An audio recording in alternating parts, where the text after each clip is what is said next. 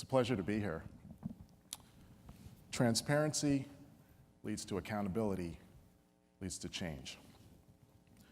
Every year for the last 10 years or so, I've attended the Consumer Electronics Show in Las Vegas. And for those of you that don't know about this show, it's put on by the Consumer Electronics Association, and every year, over 100,000 people fly to Vegas for a big confab on all things technology. You have some of the major consumer electronics companies, hardware companies, software companies, media companies. They all converge on Las Vegas. They rent out all the convention hall space, and they have a series of exhibits. Everybody's showing off the cool gadgetry. There are meetings, there are symposiums, there are all these backdoor, back suite meetings going on. But the highlight of that show for me are the keynote speeches. Some of the CEOs from some of these major companies will rent out a big, huge hall and come in and actually talk about some of the innovation that they're working on. Well, this year was the first year, 10 years, that I didn't go, and I'm kicking myself for not going. I want to share with you a snippet of a video from one of the keynote speeches. One word that I can think of that can change this industry for the better. That word is inclusion. CES is the best platform to talk about both emerging consumer technology and the most important issues facing our industry. Last year, we talked about conflict minerals, and we've made great progress on our journey to make everything Intel builds conflict-free. This year, there's another important industry-wide issue that will shape the future: the importance of diversity and inclusion in technology. A confluence of industry events has brought this issue to the center stage.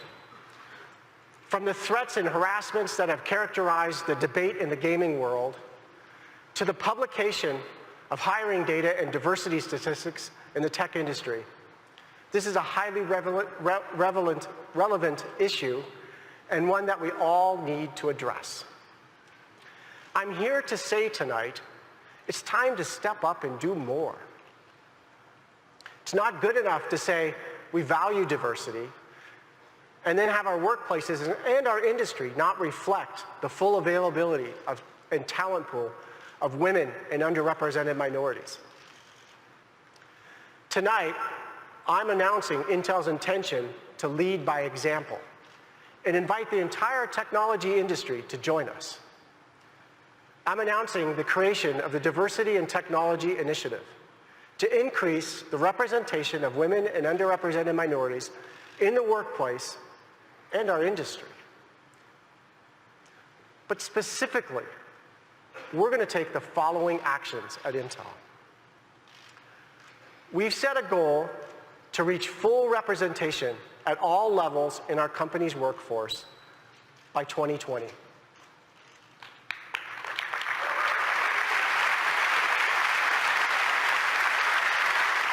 So you can't just talk about the value of diversity and not do anything in your workplace to change diversity.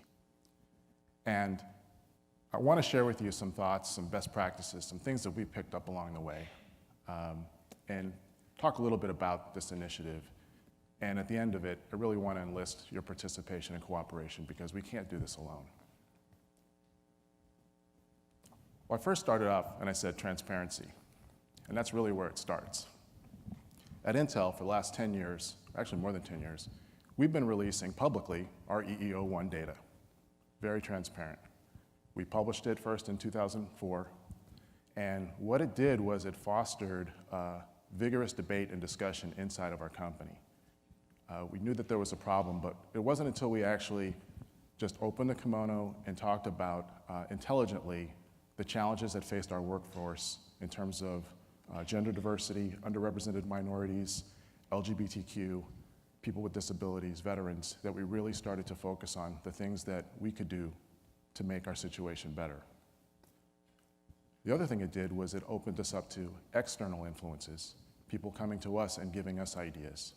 And I think that's really the linchpin of what got us to this point where we would even announce an initiative of this magnitude during the Consumer Electronics Show. The second part is accountability. And I'll talk a little bit about our initiative briefly, but you should know that everyone in our company is held accountable to our goal of 2020 full inclusion. It's a variable that's in the equation for all of our performance bonuses. When you think of company performance, we're actually measured on how well we succeed. So if you're going to put out a goal in terms of workforce diversity, you have to actually put some teeth behind it. I'm not going to say that everybody in our company is on board, but we're changing the course by actually making sure that people are accountable and all our ships are sailing in the right direction. Hopefully, this leads to change. Now, we don't profess to have all the answers, because this, God knows, this is a very, very tough problem. It's a challenge for everyone. But we think that transparency is the foundation for being able to address these issues, to talk intelligently about them, and to try and find solutions that work. Not only that, just makes good business sense. We're in an industry that's fast-paced. Inclusion and innovation go hand in hand. The diversity of viewpoints, from our manufacturing, our process design, to the way we market our products, to the way we go around the world trying to take computing technology to the masses. It starts with inclusion. I'm always encouraged by the following quote from Bill Wolfe, who was the former president of the National Academy of Engineering. You wouldn't expect an engineer to say this, but he starts out by saying that engineering is a profoundly creative profession, and that without diversity, the life experiences we bring to an engineering problem are limited. And as a consequence of a lack of diversity, we pay an opportunity cost, a cost in designs not thought of, in solutions not produced. And I think that's a pretty profound statement coming from an engineer. And we actually use this quote internally. As you know, engineers are very data-driven, but we try to appeal to their sense of actually seeing that this is about innovation, it's about disruption, and diversity plays a role. So let's talk a little bit about our commitment. And again, I've been here in DC all week on Capitol Hill talking to various lawmakers, telling them about our initiative. But I want to share with you some of the things that I shared with them. Hey, like I said, we don't profess to have all the answers, but these are just some things that we found that have worked as a result of being transparent. And it really starts with, as you mentioned earlier, money, resources. It's all the best intentions in the world sometimes can be challenged if you don't have the resources, the personnel to really tackle these issues. Intel's a large company, so we're placing a big bet. Over the course of the next 5 years, we want to spend upwards of $300 million towards achieving that goal. And it's really focused on 3 vectors: hiring, retention, and progression. So what do we do in this space? Hiring, I can tell you right now, since January, our leadership, our CEO and president, every week get 49 levels of data on our hiring pipeline. We have a talent organization that is energized to go across the country to all the land-grant universities, HBCUs, universities that have high Latino populations, and really trying to figure out what will work in terms of increasing our pipeline and getting those candidates in those job recs. From an employer and supplier standpoint, we are also, let me go back there, sorry about that. From an employee and supplier diversity standpoint, our supplier diversity team is actually embedded in our procurement team, which means that they are able to influence all the senior managers that go out and make those vendor decisions. We found that that's been successful in actually having a matrixed approach and actually bringing qualified small businesses and minority-owned businesses to the table so that they can be vetted. And last but not least, women and underrepresented minorities in gaming and technology. On Tuesday of this week, we announced a $125 million diversity technology investment fund. Now, we've always heard, or at least some of us have heard, that, oh, well, there just aren't enough good ideas out there. There are plenty of good ideas. The issue has always been access to capital. So we're putting our money where our mouth is.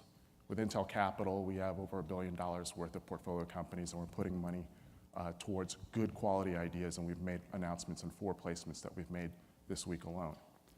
So the challenges are great, but with this initiative and our goal by 2020, we hope to really achieve that goal, and we're all held accountable for that.